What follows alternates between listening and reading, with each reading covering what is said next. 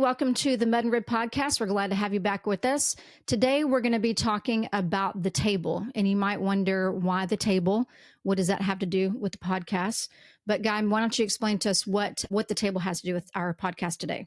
Well, we're going to talk about getting back to the table and how culturally the relationships, the values, the essence really of God's kingdom and what it means to love one another, love God, and love others flows from our relationships around the table. Let's first start by talking about what was the dinner table like with your family? Yeah. So in my family, we did sit around a dinner table. My mom cooked most every meal at home, and we sat around a table together every evening for dinner. Yeah, even in, you can kind of follow where culture is going by, in a sense, the prophetic images that we see in TVs and movies. Mm-hmm. And just think about some of the shows that we grew up with. Leave It to Beaver. Leave It to Beaver. I was thinking about the Waltons. Little House on the Prairie. Yes, Good Times. All of those shows would often have families doing what? They would be eating together. Yeah, around the dinner table. And as time has progressed, we see such isolation. Yeah, that you just don't see it anymore. You don't see the dinner table being at the center of the family unit. And that's some of the stuff we're going to be talking about.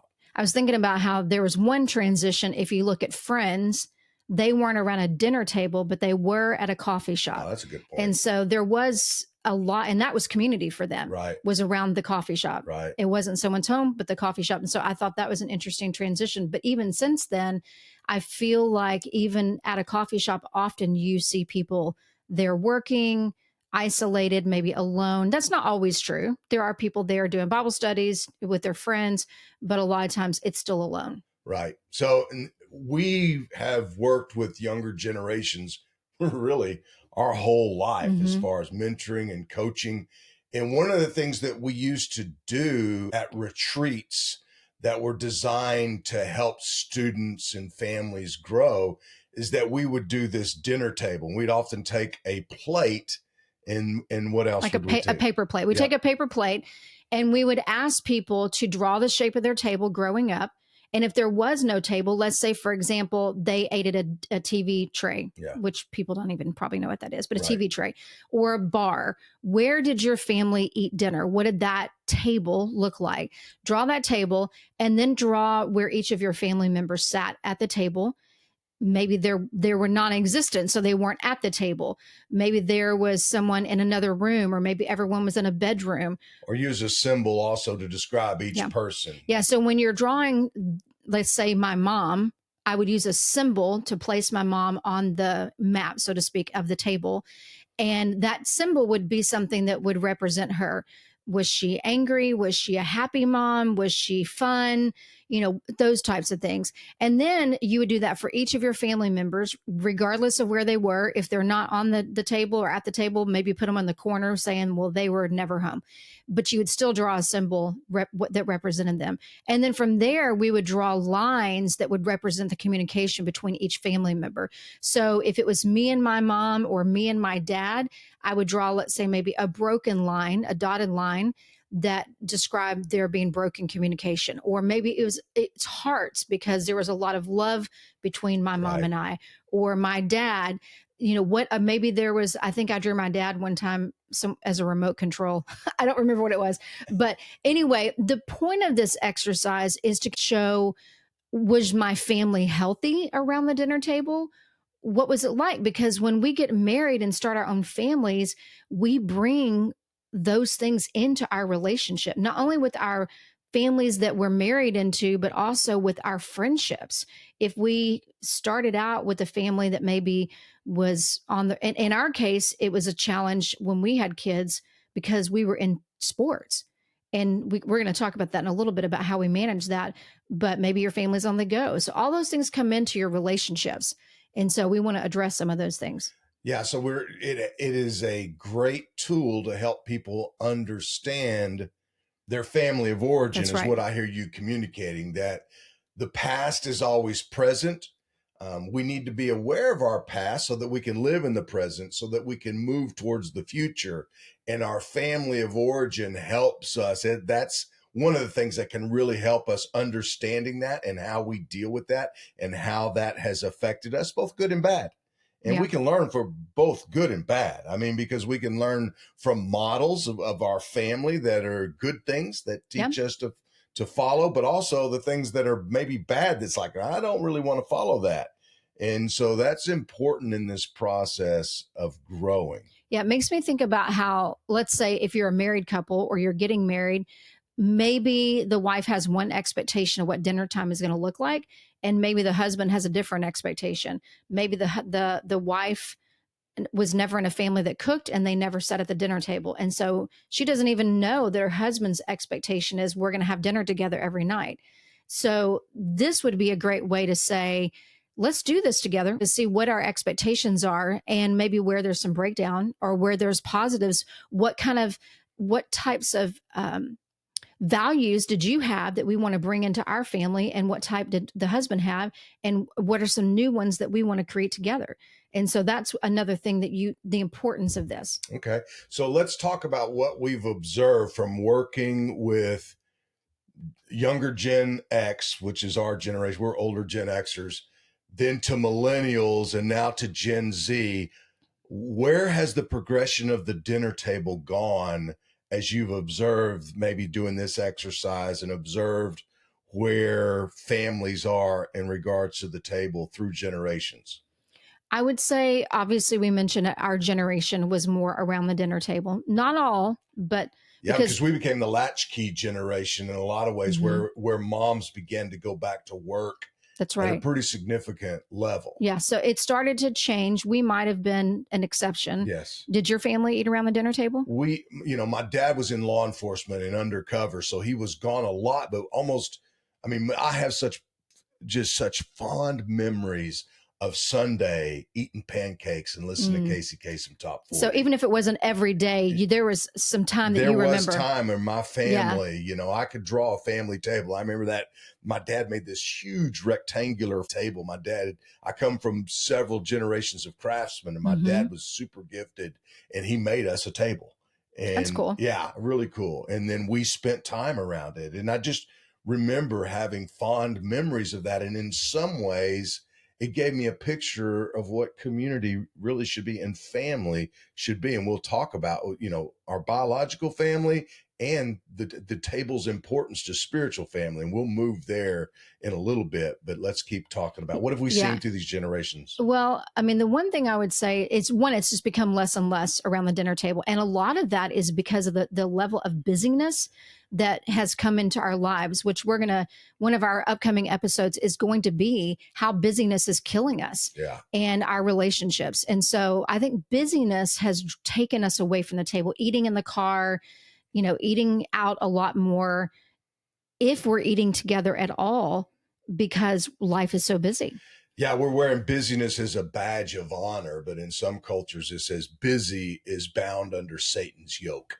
And Mm. I believe that busyness is taking us away from where God wants us to be. And we're losing the essence of God's kingdom as a result of busyness and wearing it as a badge of honor rather than being still and knowing that He is God and He'll be Mm. exalted among the nations. One thing I do want to say is that there is a whole movement of people. I'm going to say people. It's primarily women that are taking the main responsibility around this, but it's still families together that are kind of saying, I want to take back what the enemy has stolen away when it comes to time at the table for our family. Moms being more patient with helping and their kids cook with them, not making everything so rushed, being at home with their families, eating together, those types of things. There is a whole movement of younger people in this current generation that are saying, I don't want that type of lifestyle anymore. So although there is still a large percentage that are running rampant and hardly spending time together, there is a move of God and a move within people to say, I don't want that anymore. Yeah, so true. And I mean, even 10 years ago, I wrote the book Eat Your Way to God, Mm-hmm. which is about getting back to the dinner table for our families and getting back to the Lord's table as a church. So let's talk a little bit about our own family and what were some of the values we tried to instill and still live out around the dinner table. Yeah. So one of the things that was really important to us, our kids were all in sports or in a high level choir. And when they were in that, well, for one thing, when we adopted our son, we were suddenly outnumbered and could not get everybody where they Right. needed to go. And so that made it challenging and even more busy for us trying to figure out how we were going to get everybody where they needed to go. So we had sports, and that meant that we had to eat really early if we were going to eat together. But we just valued having time around the table together. It was our, even if it was our only time of the day to connect, we would sit over a meal, and we sometimes, no kidding, guys, it was a 4:30 in the afternoon, and we would snack when we got home so that we were not eating in the car. And we would just, we I think we'd be better. We are better at this now than we were then, but it was a time to just ask our kids how their day was. And it really became a practice. Even the kids would say, well, Dad, how was your day? And so everybody got to share how their day was, which gave us an opportunity to speak into anything, to be aware of things going on with our kids. What are you laughing about? Because I can think of our son, and it's just bringing fond memories of him every time he started out his story. Well, I I got got up. up. Even today, if you ask him, how was your day, son? Well, I got up. It's I always ate start with that. breakfast. That's He can't great. go without a meal, meaning if he didn't eat breakfast, whatever the first meal is of the It's day, still even if it's at breakfast. one, it's Yeah. still breakfast. So yeah, that was a funny one. He's really funny about Okay, that. I'm sorry I interrupted you. So That's okay. okay, so practically we would ask questions, and everyone would get a chance to share Yes. about their day. So Yes. everyone is valued around the table, which is a powerful image of Jesus inviting us to his table, and where everyone is honored and everyone has a place at the table. That's just right. beautiful. Yeah. And if you remember from the listening episode, The Lost Art of Listening, what I would have done different had I known then was I would have asked better questions instead of just how was your day? I Right. would have asked more questions. And I think intuitively we would sometimes ask what was hard, but we now with our grandkids, we often have, when we have dinner with them at our house, if they're staying with us and they think it's kind of a fun game, we ask questions like, what was the best part of your day? What was the most difficult part of your day? How do you feel about that? And then we also have a kind of a name your favorite animal, name your favorite place, things like that. Yeah, So it's color. color. So it's a really fun time with our grandkids. And actually now when I go to their house, they want to do that. Yep. Again, you're going to get tired of us saying this, but discovery questions are so key. And that's what we use them throughout so many layers of our life and layers of relationships and developing leaders and making disciples. And I think with the questions, you just have to really ask yourself, do I really want to know this person? Because when we've started asking these questions, and I know this is not about listening, but it is related to this, you learn things about people that you really just didn't know, that are not just generic, Right. basic things. I mean, sometimes I think, do I know what my husband's favorite color is? Like just, it's not that important, but it is kind of important. Sure. Sure. And it's like the importance of sharing your stories. I mean, we just had network leaders in to the Bethel house from multiple networks connected to M4, and which is our network of networks. Mm-hmm. And we had 20 minutes of sharing stories, just basically talking 20 about minutes each. Yeah, each. And we're close, and some of us are very close. And there was things I heard in that I was like, wow, I don't remember I ever heard that before. And I felt that, yeah. Yeah, it's just an important to getting to know one another is about sharing life, sharing meals. And that's, to me, how the essence of the kingdom of loving God and loving one another flows out from there. Do you want to talk a little bit more about that? Why is that important? Well, discipleship moves, meaning following Jesus and loving God and loving others, moves at the pace of relationship. And in our culture, we have more of an institutional approach. Like I go to classes, I go to a building, when image bearing should start from our home, from our marriage, from our relationships. And the dinner table is a way for us. It's not the only way, but it is a way for us to value relationships above everything else and slow down And I believe that is the essence of the kingdom of love multiplies from our tables. And we see this modeled through Jesus and his disciples and in biblical culture, particularly Eastern culture. Even though Eastern culture, it's not so much a table, it's usually a carpet Right. that you're But gathered they're around, around but they're together. around, and you don't step on the carpet because that's kind of almost a sacred space in many Right. Eastern cultures. So we see this as a value that's important to relationship. I also think about in Ethiopia, often if you're close in Ethiopia, we might think of this as being unusual, but it's not because it's their culture, but they will feed one another. And so Yes. they will take food and they use their hands. They don't use utensils and they would feed one another. And so there's something really personal about eating together. Yes. So, but it's personal, when you eat with people. Yeah. And so there is another level of relationship that happens. When I was in the corporate world and I was interviewing someone, when I got to the what I would consider like a final candidate, I would always take them for either lunch or coffee Yeah. because there would be something different about how that person would communicate over that I don't want to say the task of eating, but kind of the task of eating or drinking. There would be more freedom and relaxed atmosphere for them. And then I would learn things about them and the way they handled themselves, watching them with the waiter or waitress. How did they interact? And there was a personal level that happened over food that did not happen in an office with an interview. Interesting. So I think that, as we talk about our family table, somewhere in here, we need to transition to the Lord's table, because one of the reasons why the table is so important is because, one, it's also a chance for us to honor God for his provision. It's Okay. true. So we as a family are saying, thank God for providing this meal. Yeah. Let's talk. Can we just talk about that for a second? Because I think when we sit at the table, and many people who are Christians, we stop to pray. Yes. Why I know why we do it, but I think it's a little lost on us as to like what you're talking about.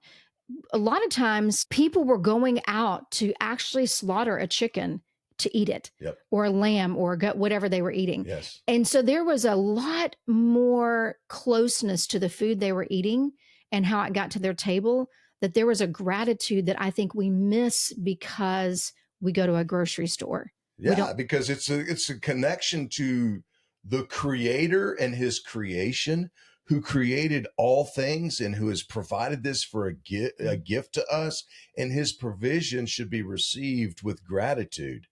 And so when you are connected in that way, that you know what it took for this harvest.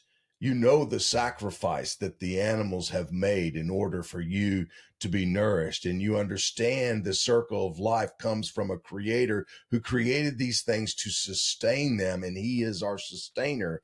It's an opportunity at the table to give thanks and to be aware of the fact that he provides, and we are connected and sharing from the same source. Food is a source from God, and God is the ultimate source. So as we share the food, we say we're sharing from the same source, and God is our ultimate source. So we give thanks to him for his provision. Yeah, since we have chickens here at our place, and so since we've started harvesting some of them for our food, it does make me more grateful when I sit down to eat that food.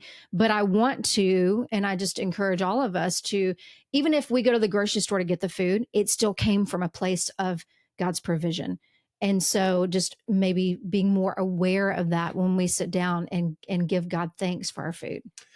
Yeah, and even when we go out to eat, there's plenty of ways to honor God and to recognize his provision in other people serving us, and how we can't do stuff alone, how we are connected to a community, how we give thanks for the waiter who's served us. It also gives us a chance to share the gospel with them, because we all often, well, almost always say, hey, we're going to thank God for our food. Is there something I can pray for you? Which opens the door, allows us to see the level of receptivity of whoever's waiting on us.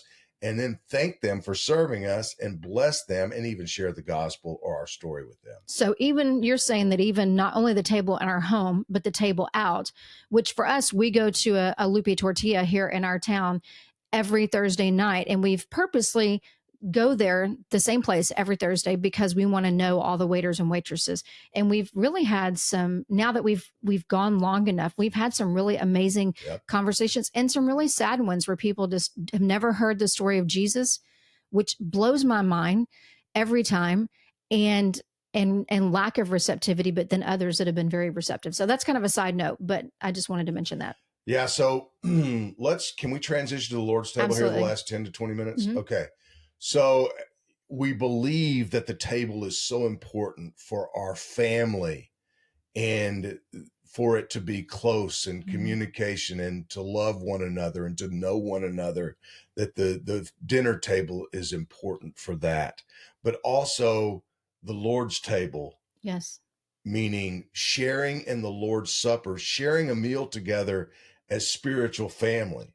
What has happened throughout the history of the church is that church has moved from the Lord's table, the Lord being the center, and inviting people to his table, to a pulpit-centered model where we invite people to listen to one person share a sermon. And we believe the church itself needs to get back to the Lord's table where we share meals. And that's why one of the networks that we started is the Table Church. And the reason why this is so important is, one, because Jesus said, do this in remembrance of me. And when we moved from the Lord's table and these love feasts that we find in the New Testament, we start moving to almost a fast food approach to gathering together as his church.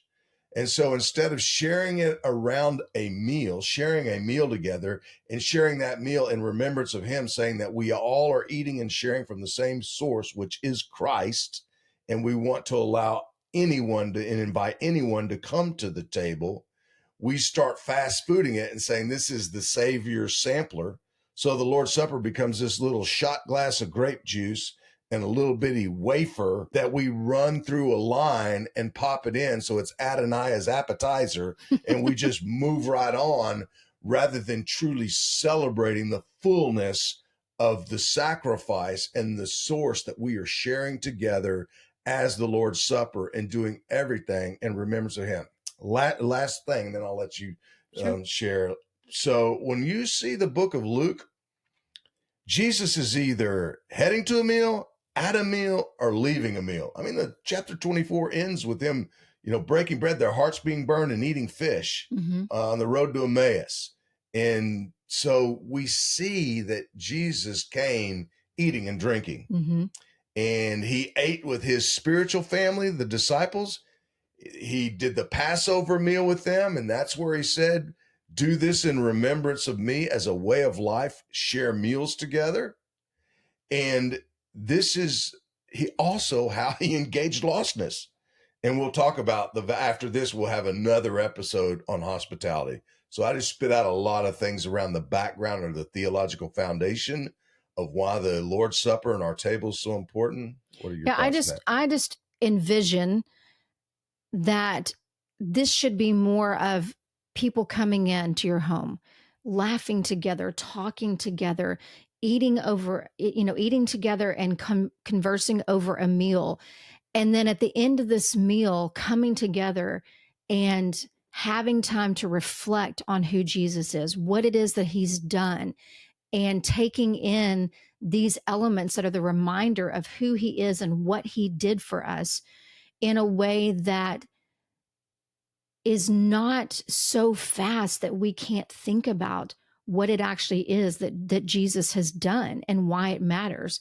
And so that's the thing that I envision, it just being very sacred and holy and important.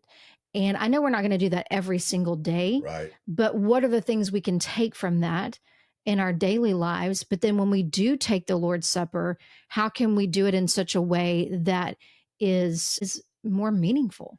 Yeah, I think one of the thoughts is that hear and see in that description is more of a seamless faith that is not compartmentalized. So what this Yes. does is helps us see that the Spirit of God, the gospel, flows through the Holy Spirit, Father, Son, and Holy Spirit, the three in one, through our oneness in our relationship. And it's not compartmentalized, meaning an everyday meal becomes a spiritual encounter. Mm-hmm. You know, I've often said he loves to put his super on our natural. So the natural things in which we do every day are supernatural because Christ is in us, working through us moment by moment, day by day, in everything we do.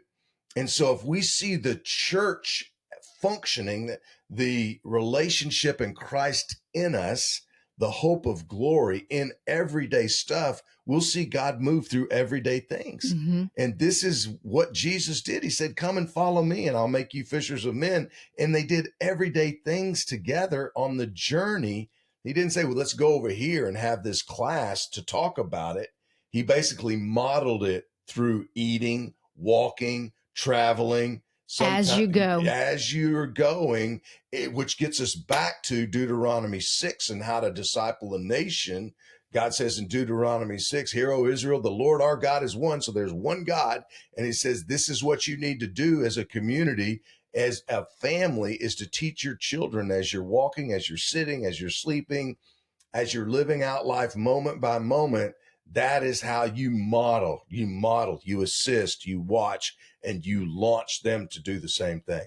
Yeah, I one of the things I want to say is that I don't want people that are in this phase of life. We know and have not forgotten how hard it is when you have, especially, I mean, young children are already challenging when it comes to busyness, just the frenzy of having young children. But when you get, I mean, I thought it was difficult when we had little kids. But boy, you get to the age of sports and activities and all those things, and you think it was expensive having kids with diapers. You find out that teenagers are really expensive. So the reality is, we know that not everybody's going to be able to sit at a dinner table every night of the That's week. right. But what we are saying is that how can you prioritize some of these things that are going to impact your family and your family's view of who God is in a seamless way? And some of the things that I would just like to suggest is that, let's say that you are running kids to practice. What can you, and eating in the car, because that's the only time your kids are going to get to eat. What are some things that you can change about that time together that makes it meaningful and something that you are taking in together during that time? Maybe it's we're going to listen to worship music. Maybe it's we're going to turn the radio off and we're going to talk about each other's day as we go. And I think kids sometimes in the beginning are going to say, oh, mom, oh, dad, that's dumb. Let's don't do that. But I'm telling you, I promise you that in time, they will look back at that and they will remember that my parents cared to talk to me. It does matter. And so even as you're busy or going, and I like what you said, even if your family didn't eat around the dinner table every day, you have a memory, a fond memory of making Sundays a day that you guys watch football, ate together, right? Yeah, we drank beer Beer. too. That's what I So was going to say, but I was that going to was let you say before that. Christ. So I think what I hear you saying and what I would like to recommend is, man, can you at least calendar one sacred day a week? Mm-hmm. Even typically in our culture, almost everyone has Sunday night available. Right. Make Sunday night a meal night where we really break bread, where we really look back, where we are bold enough to do something old and we get back to the dinner table, at least one meal. Yes. But also seize the as you're going opportunities like you're talking Mm-hmm. about. And we just don't think deep enough about the essence of the kingdom, which is love and relationship. And our food is a deep source of connection to that. Mm-hmm. And that's why sharing meals is so important. And because of what I believe is the institutional way in which we do church, the programmatic way, the compartmentalized way, that we are not following the way, Mm-hmm. which is the way is following Christ in everything we do. And these essential things of essence, which is we have to see the essence of the kingdom, his love is the greatest strategy. And these are key ways to see his love spread from my table to other tables, to the Lord's table, table to table, house to house, city to city, village to village, nation to nation, till his glory covers the earth. That's really good. We really have to go against culture because culture is going to be pulling us in the direction that is countercultural to what Jesus said. And so we really have to fight the culture in this, and especially if you're raising kids. But that's not just with kids. We're empty nesters, kind of. We are. We've got some kids back here right now. But Yes. at the end of the day, we're only responsible for the two of us eating together. Right. But we still make sure that we have a meal together at least 3 to 4 nights a week when you're here. Yes. And we sit together. Yep. We're not sitting separately. We sit together. We take that time to talk about things together. We might plan together. It's all kinds of things that we do, but it is a time that we value to make sure that we do together. And also, our next episode is going to be about hospitality and how do we invite people into that and how important that is for everybody to do that. And so I just think that it's important, like Guy said, and like we're saying, start somewhere to prioritize this as seeing. First, you have to see it as important. If you don't see it as important, I highly suggest that you look at the things that Guy has talked about in the scriptures about all the times that Jesus was at a table and what was he doing? Like, really ask yourself, what was he doing at that table? He was asking questions. Yeah. We just believe that the church needs to get back to the Lord's table, that we will, in the future, we won't be gathered around stages, we'll be gathered around tables. I just believe that's a very true statement. But I can't wait. Yeah. But I don't think it, even if that's false, that doesn't happen in the future. I do it now because I believe in the value of it. Mm-hmm. If we want to have a big enough vision to think small and we want to see small multiplied to many, the dinner table is a picture and an image of that. So the Lord's table is going to be a long table when we have the Feast of the Lamb, with all nations gathered in the city of God there, transformed by the power of God. And we will celebrate and party like never before. But the way to get there is from table to table, from our household as image bearers, gathered around the table in discovery, in love, and asking God to do that not only here, there, but may it spread everywhere. Yes. So as we wrap up, I just want to say next time we're going to be talking about hospitality. And before you say, I'm not going to listen to that episode, I want you to ask yourself, am I hospitable? Yeah. This is a plug for this because some people think that they're not gifted at hospitality, but we're going to address that. Yeah, it's not a gift, it's a command. Yes. And we'll go over that. And we're going to go over that. And so we're going to give you very practical ways. If you're hosting a church in your home, if you're hosting friends, things that I've learned through the years of hosting, and anybody that knows me knows I host a ton. And what are things to make life simpler? What if you don't have the money to host and do much? We're going to talk about all those things on our next episode. So we hope you'll join us for this episode and any episodes in the future. Would you please like, subscribe, share, write a review for our podcast if this has been helpful for you? It helps others find us and find the podcast. And so we're always grateful that you take time out of your day to listen to what we have to say. And we hope that it's encouraging to you. So until next time, thank you. Yeah, remember, Jesus is saying to all of us, come to the table. You're welcome there. And may we experience all that he has for us. God bless you.